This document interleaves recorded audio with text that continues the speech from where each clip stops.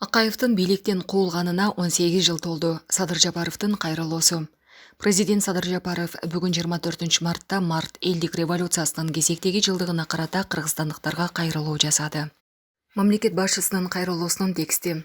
Бүгүн өлкөбүздүн соңку тарыхындагы орчундуу окуя. Март элдик революциясына 18 жылдын жүзү болду.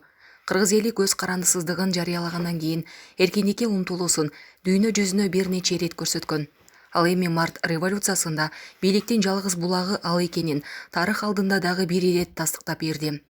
Себеби кан жанында эркиндик, эгемендик ойногон кыргыз эли адилетсиз башкарууга эгерим башы ийип көнбөгөн эрки күчтүү, намысы бийик эл. Биз Кыргызстандын эгемендик жылдарында өлкөбүздүн өнүгүү тарыхында бурулуш катары кирген олуттуу окуялардан дайым сабак алышыбыз кажет. Башына түшкөн бардык кыйынчылыктарга карабай, биримдик, ынтымак аркылуу элибиз элдүүлүгүн жоготпой, акыйкат жолунан тайбай, кылымдарды карытып келет.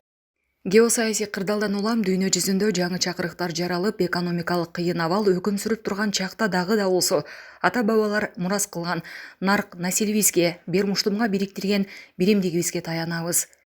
Өлкөнүн ынтымагын жана туруктуулугун камсыз кылуу менен экономикабызды телчиктирип, улуттук өнүгүү жолунда алгалай беребиз. Мекенибизде тынчтык өкүм сүрсүн, элибизде бакубатчылык жана ынтымак болсун. Булак Селепкежи.